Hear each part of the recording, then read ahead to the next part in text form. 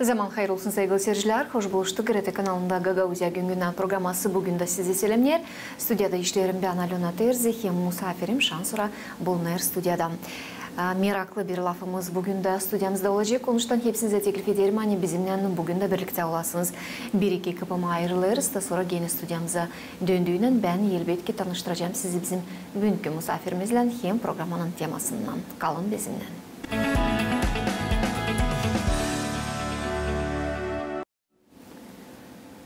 Sevgili dostlar, dinlenmek günlerinde geçen haftanın sonunda Kongas köyünde geçti önemli hem büyük bir olay. Karların forumu. Önemli uygulama, hani bu foruma toplandılar karlar bütün Moldova devletinde hem türlü milletlerden vardı 170 kardan ziyade. Bu forumun niyetleri için, onun amacı için biz bugün laf edeceğiz. Forumun katılanlarından, cümle aktivistinden, Kongasçı köyün nasihatçısından Lidya Ostaşlan. Zaman hayır olsun Lidya, hoş geldin stüdyamıza. Zaman hayır olsun Alona, sağ olasınız davet için, teklif için. Sizinle birlikte konuşmaya hazırız. Lidya, ben açıkladım bizim misafirlerimize, yani Kongas kasabasında geçti bu büyük bir forum. Hem bilirim hani bu foruma her bir insan, her bir karı istediğine göre yakışmazdı düşsün. Siz nasıl hesap aldınız, bu forumu bir kimseye sizi teklif etti mi yoksa siz kendinizden mi düştünüz? Burası nasıl oldu bu iş? Ben çoktan tanışırım bu forumda katılan karılarla Moldova'dan. Biz onlardan biriyle gittik Brüksel'e, Belçika'ya. Orada tanıştık. O çalışır öğretmen olarak, profesör olarak Moldova'nın Devlet Üniversitesi'nde. Onu tanıyorum da baktım hani o katıldı katılır onların çalışmalarına. Ben de yazdım onlara, istedim ben de katılayım. Doldurdum bir form da onlar seçtiler bizi. Gagauzya'dan vardı, başka da köylerden hem kasabalardan orada vardılar karılar. Hem de Moldova'nın başka kasabalarından. Ben çok beğendim. İnce geçti bu forum, ince onlar hazırlandılar. Ne laf ettik orada, ne laf ettiler, ne anlattılar. Hem de onların bu forumun niyetlerini hem de bu topluluğun genel olarak niyetleri hangileri. Onların müdürü kim açtı bu forumu, Alyans Moldova'nın karıları, Yana Stanciero. O bizi selamlaştı bizimle hem de açıkladı neyle çalışacak, ne yapacak bu organizasyon, bu alyans. Moldova'nın karıların alyansı. Ama bu alyans yeni kurulan bir kurum mu yoksa o önce demişti çalışardı? Yeni kurulan. Onun müdürü kim onu açtı, kim düşündüğü ideyi olarak projekti açtı. Yana Stanciero, o çok sene çalıştı başka devletlerde. 12 devletlerde, Avrupa'dan 12 devletlerde, Amerika'da hem de Asya'da çalıştı. Ama şimdi artık 3 sene o burada Moldova'da da o düşündü bu projeyi açmak. Avrupa finans desteğinden Avrupa'dan destek alırlar. Onlar hazırlıyorlar, neyi yaparlar. Onların amacı, onlar isterler toplama Moldova'nın farklı kasabalardan, köylerden karıları. Hani birlikte kurulsun bir toplum da gelişsin bizim Moldova'nın karıları. Birlikte sesleri onların duyulsun. Bütün Moldova'da hem de Moldova'nın aşırında da. Bu takım onlar artık geçirdiler başka programlar yaptılar Moldova'nın başka kasabalarında da şimdi düşündüler yapma Kongas köyünde Moldova'nın Karılar forumunu büyük forumunda Gagauzya'da da geçsin. Onlar istediler. Bu foruma katıldılar ama Moldova'nın başka da kasabalarından katıldılar. Ungen'den vardılar insanlar, karılar. Hepsi beğendi Kongas köyünü, bu güzel Gagau sofrasını nerede geçti bu programa. Da laf ettiler, konuştular, anlattılar. Başka vardılar çok önemli insanlar, önemli karılar vardı speaker olarak. onlar anlattılar, ne onlar yaptılar, ne açıkladılar, ne yaparlar, neyle çalışırlar. Ve onlar örnek gibi oldular. Başka karılar kim vardı, kim katıldı, hem de kim izledi televizyonda bu programı nice geçti, neler laf edildi, orada ne oldu? Lidia, ama önce böyle forumlar, karıların forumları Gagauziya'da vardır mı geçtiyle? Çünkü ben bilirim hani vardı da bir forum geçen yıllar vardı geçti ama o bir başka kurumdu mu? Başka da organizasyonlar var. Onları geçirirler karılar için, mahsus karılar için önemli programlar. Onların da hep amacı hani karılar daha yüksek kurlara geçsinler, farklı bölümlerde. Kultura mı, öğretmek mi, business karılar neden, mass medyadan, başka farklı bölümlerden karılar daha gelişmiş olsun, daha aktif olsun, daha çok katılsınlar farklı olaylara, farklı programlara. Bu takım hem de onlar gelişsin, hem de onun ardından da daha başka da karıları çeksin, davet etsin. O zamandan biz daha güçlü olacağız toplum olarak, hem de daha sesimiz duyulacak, hem de çok başka belki kanunlar değişecek, anılar daha çok karılara, önemli karılar için, aileler için, uşaklar için. Bu nedenle bu olaylar geçerler, başka organizasyonlarda yaparlar, hazırlarlar. Kişinev'de de olur çok güzel organizasyonlar yaparlar karılar için ama oraya biraz daha zor katılırız biz çünkü Roman dilini daha az bilen var. Ama burada Gagauziya'da oldu güzel, laf ettiler Rus dilinde, hepsi anlayabildi. Hem de Rus hem de Roman dilinde de laf ettiler. Çok güzel bir, böyle güzel sıcak bir atmosferde geçti bu forum. Festival diyeceğiz. Lidia, biraz önce söylediniz hangi devlette bulundunuz siz bu forumun süresinde ya da o koleganızla hangisine katıldı bu? Ben Mariana Yatsko, Moldova Devlet Üniversitesi'nde öğretmen, profesör. Onunla birlikte biz katıldık başka bir organizasyon bizim için, Institutum Virtutis Civilis. Onlar bizim için yaptılar biz katıldık, gittik Brüksel'e, Belçika. Orada biz buluştuk başka karılarla, deputatlarla, başka Avrupa Komisyası'nın müdürleriyle, deputatlarla, başlarla. Orada katıldık, orada tanıştık. Sonra ben artık ve hem de onun kolegası Alona, biz birlikte tanışırız ve bu takım devam ederiz. Niçin ben sordum size bu soru şu an nerede siz bulundunuz? Brüksel, Avrupa Birliği'nin bir başkenti, bir kasabası. Bana meraklı uydurarak Avrupa devletlerinin hem alarak hesaba Moldova devletinin karının statüsünü, karının haklarını, karının serbestliğini hem onun kolaylığını pay alma cümlenin hepsi proseslerinde. Kultura mı olsun, medisina mı olsun, üretim mi olsun, politika mı olsun. Ne soy farklar, ne soy ayrılıklar var Moldova'nın karlarından hem o karlardan hangileri Brüksel'de dediniz, Europarlament'te diyelim, siz tanıştınız onlarla. Daha çok haklar mı, daha az haklar mı? Neyle biz ayrılırız onlardan diyelim? Şimdi biz sadece söyleyelim hani bizim Gagauziya'nın, Moldova'nın karlarında var daha çok hak. Ama onlar kendileri kazandılar çünkü onlar çalıştılar. Onlar katıldılar farklı komisyalar, programlara katıldılar. Çok güzel programlar yapıldılar karılar için. Hani onlar daha gelişmiş olsun ve katılsınlar. Onlar da başka bütün katılsınlar bizim yaşamamıza farklı programlara hem de tabii ki onlar olsunlar, yüksek kurullara yetişsinler bu karılar. Avrupa ülkelerinde onlar da hızlı bunları kazandılar. Şimdi onların durumu bu konuda daha iyi. Biz bu konuda çalışırız. Bizim Moldova'mızda daha çok gelişir, daha çok organizasyonlar olurlar, anılar desteklerler karıları.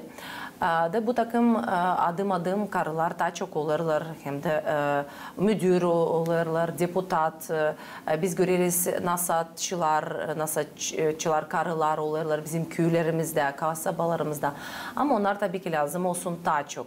Mesela diyeceğiz Komrat kasabasında var 27 nasatçı ama biliriz lazım olsun 50-50. Yani onların arasında lazım olsun daha çok karı. Ama Kongaşçı köyünde ben bir telefon açtım programaya hazırlanarken da primarla laf ettim. O söyledi Kongaşçı köyünde 3 karı hem 7 adam. Nasatın 3. payından biraz taziyedesi karılar ama lazım ta 2 karı makar olsun. 5 yok bizde yok. Bizde 5 karı nasatçı. 5 karı mı? 5 karı bize nasatçı. Da doğru. O zaman sayıları doğru almadık. 5 da bizde kaç adam? Bizde onlar 12 11 5 bizde 5 karı o zaman 6'da adam çıkar. Da bizde 5. Ama biraz az kalmış karıların sayısı. Kongaşçı köyünde demokrasiya bu taraftan, gender sayısı bu taraftan biraz daha yakın. O da lazım olsun. Hiçbir zaman feminizm, şimdi çoğu korkar bu laftan, ondan korkmak lazım. O ne en önemli onun fikri, hani adamlarla birlikte çalışırız. Bizim devletimiz daha iyi orada olsun. İnsanlar daha iyi yaşamak, onların yaşamağı daha güçlü, daha iyi olsun, kaliteli.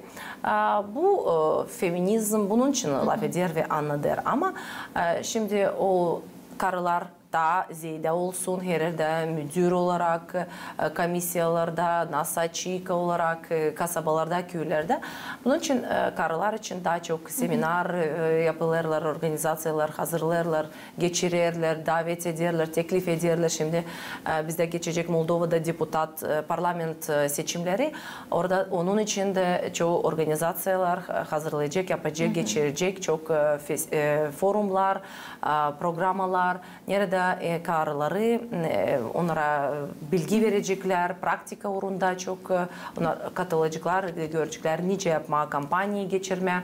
Bu takım hani seçilesin deputat olmak için neden sadece adamlar, karılar da lazım, daha aktif olsunlar. Lidya, ben için mutlaka sordum size nasıl durum Moldova devletinde hem Brüksel'de, Avrupa devletlerinde. Çünkü bugünkü günde bir sina dini dil saklılık hem uzmanlar söylerler. Bu statistikada var. Hani Moldova devleti bitki yıllar gerçekten büyük adımlar bu taraftan ileri yapır.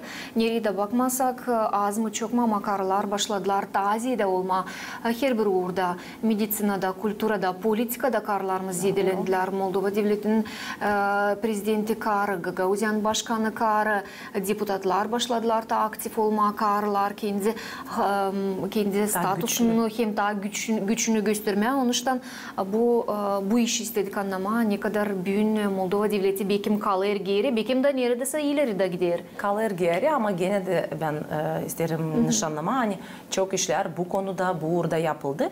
Ama bundan durgunmak değil lazım. Biz lazım ilerleyelim bu güzel fikirleri. Bu takım hani karılar olsunlar daha aktif, daha çalışkan, hem de daha kendine daha çok güvensinler, hem de daha güçlü olsunlar. Ama bunu biraz daha zor kazanma adamlara göre. Bu nedenle onlar daha çok lazım çalışsınlar. Karılar. Lidya, bana meraklı hangi temalar kaldırıldılar bu forumda? Diyelim karıların ilk adımları bizneste mı?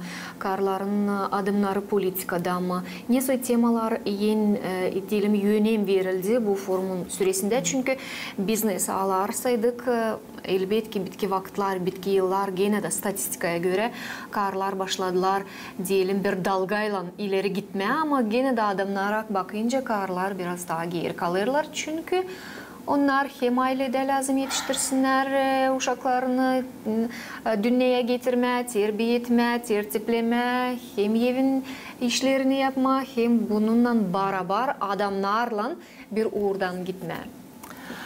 Orada çok güzel hem de önemli Moldova için önemli spikerler konuştular. Birisi onlardan ben de çok memnun oldum, tanıştım. Romanya'nın parlamentonun deputatının Simina Tulbure. Çok beğendim. Hani o çok genç olduğu deputat. Tabii o çok çalıştı. O da anlattı, böyle bir fikir söyledi.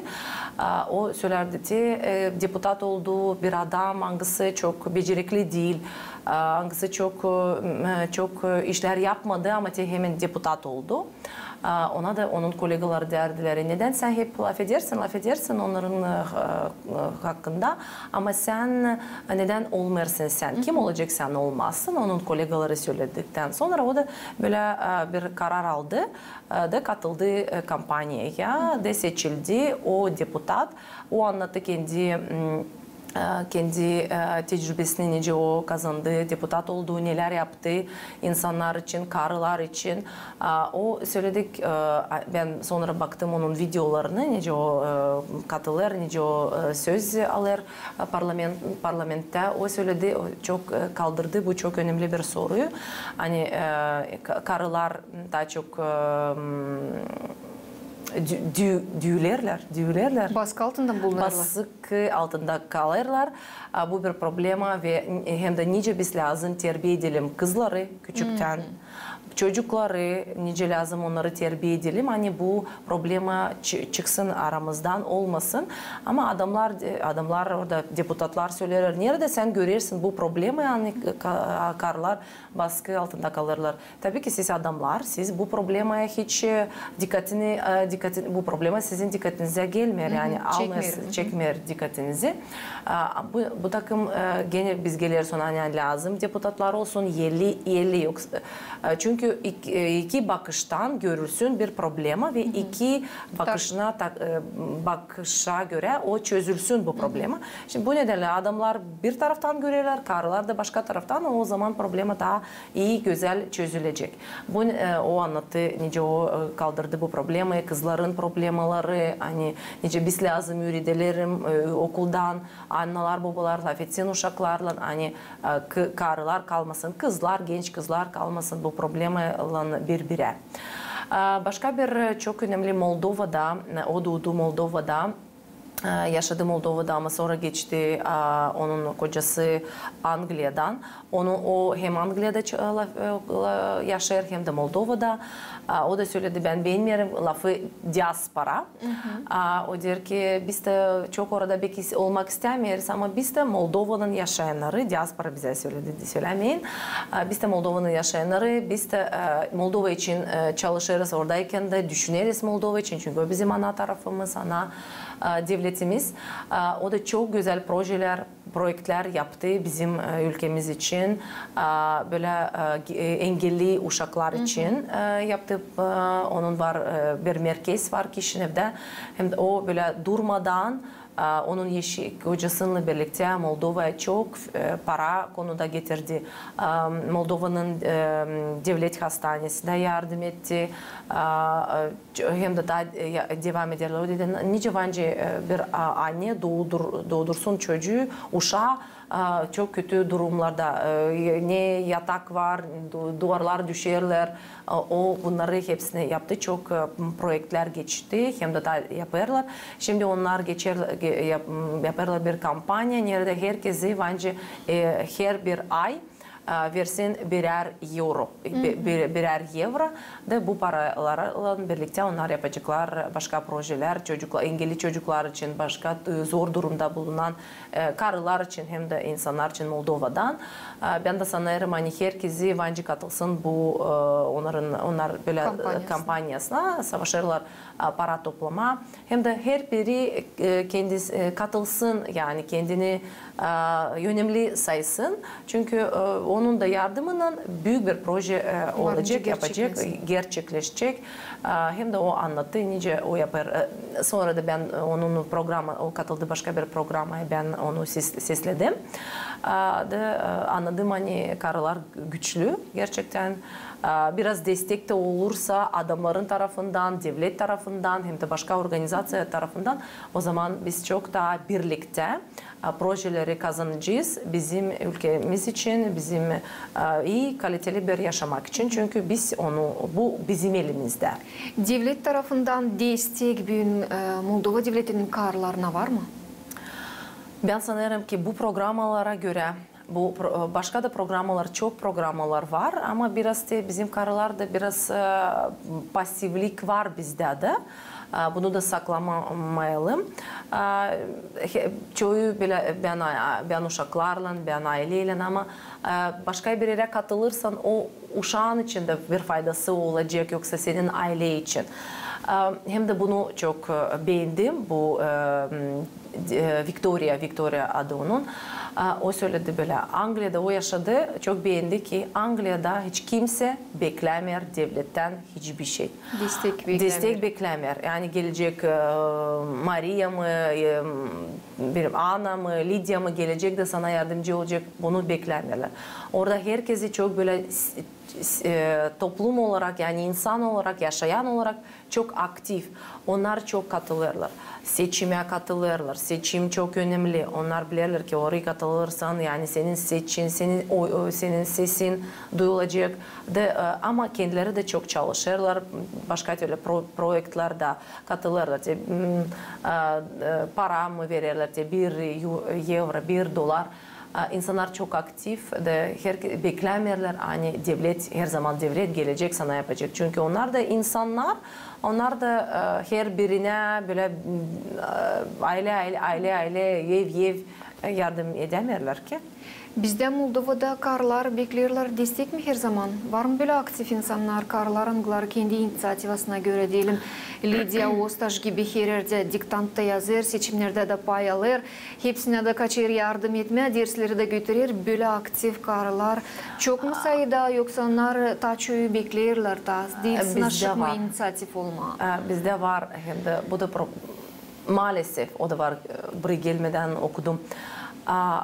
Karılar bazen anlamıyorlar kendi değerini. Değeri ne kadar onlar manası, ne kadar onlar değerli, önemli, pahalılığını. Onlar anlamıyorlar kendi pahalılığını. Bizde var çok talantlı, aktif karılar ama biraz korkarlar. Niçin ben gideceğim, niçin yapacağım? Yoksa biz lazım karılar. Biraz da başka prioritetlerimizi yapalım. Tabii ki her şey zor. Ben bir yılın katıldım çok programlara karılar için Macaristan'da, Ungarya'da.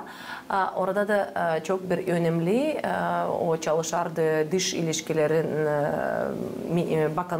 bakanlıkta çalışardı. Çok önemli bir pozisyonu vardı. O söyledi ki benim var 4 çocuğum, 4 uşağım. Ama ben gene de bulurum vakit, hem aileme vakit ayırırım hem de başka projektlere çok önemli işlerim var. Çok yoğun çalışırım. Ama dedi ki bir şey yapmadan sadece evde duracaksın, sadece ailene vakit ayıracaksın. O da zor. Bir yere katılacaksın, o da zor. Ama biz gene de lazım katılalım. Hem de beklemeyelim hazırı. Onu kendimiz kuralım. Hem de beklemeyelim, demeyelim artık ben buna da katılırım. Söylemeyelim, İsla orada nerede biz yokuz. Lazım söyleyelim İsla orada nerede biz varız. Çünkü biz bu İslayeli yapmalıyız. Bu güzel sözle, bu güzel notayla biz başarırız bizim programımızı. Lydia, ben isterim size söyleme. Sağ olasınız, hani bulduğunuz vakitte geldiniz stüdyamıza açıkladınız bunları. İsla orada nerede biz varız, hem İsla olmalıyız söyledi Lydia. Saygılı dostlar, ben de isterim hepsinize bu programadan bugün bunları dileme, hem aklınıza getirme. Hani stüdyamızda bugün misafir gibi bulundu. Gagauzya'nın cümle aktivisti, Kongaşçı köyün Nasat'ın azası Lydia Ostaş. Hepsinize diyelim sağ olasınız. Hani bizimle birlikteydiniz. Kalın sağlıcakla. Gelen buluşmak aradan GRT kanalında.